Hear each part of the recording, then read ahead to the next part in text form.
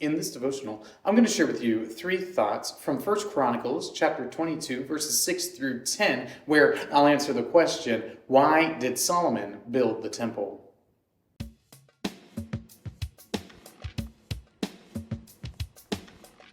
First Chronicles chapter 22, verses 6 through 10 says, Then he called for Solomon, his son, and charged him to build a house for the Lord, the God of Israel. David said to Solomon, My son, I had it in my heart to build a house to the name of the Lord my God.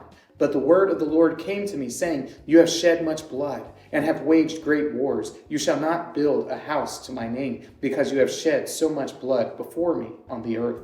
Behold, a son shall be born to you, who shall be a man of rest. I will give him rest from all his surrounding enemies. For his name shall be Solomon, and I will give peace and quiet to Israel in his days. He shall build a house for my name. He shall be my son, and I will be his father, and I will establish his royal throne in Israel forever. Why did Solomon build the temple?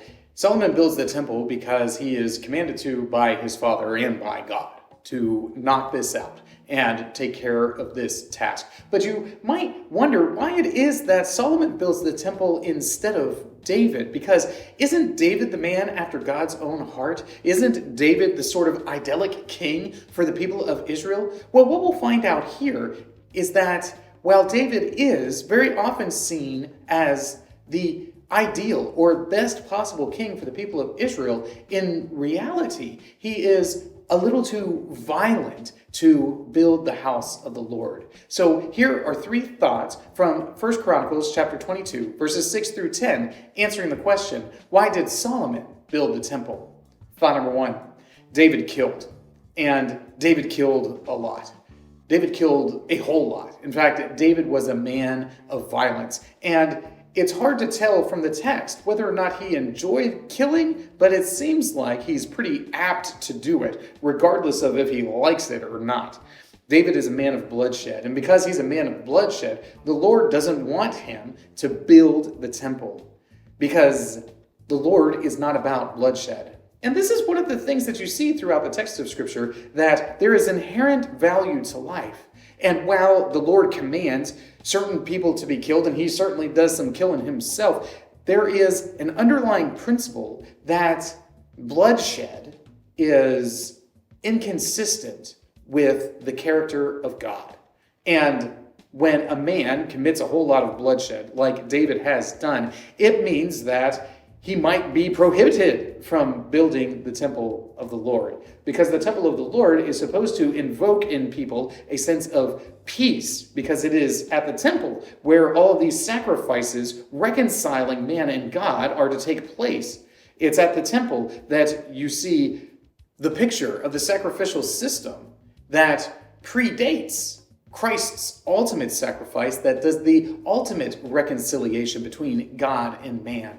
So for these reasons, for this great violence that David had done in the world, because of all the blood that he shed, he is not permitted to build the temple. Thought number two, Solomon rested. While David killed, Solomon rested. And this is something that the Lord provides for Solomon. The Lord provides for Solomon a period of peace so that he doesn't have to be or doesn't feel inclined to be a man of bloodshed like his father before him.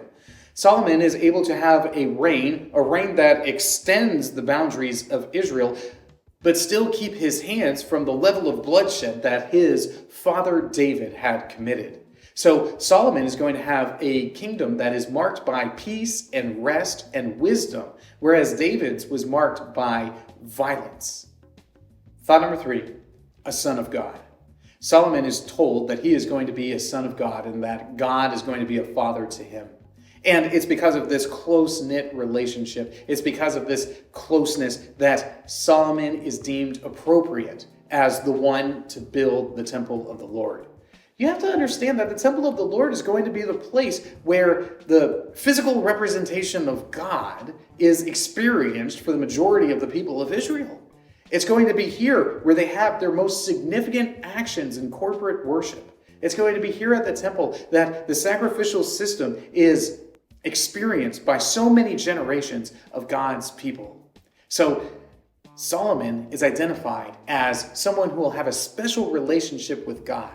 somebody who will be cared for by God, who will be gifted especially by God in order to accomplish this monumentous task.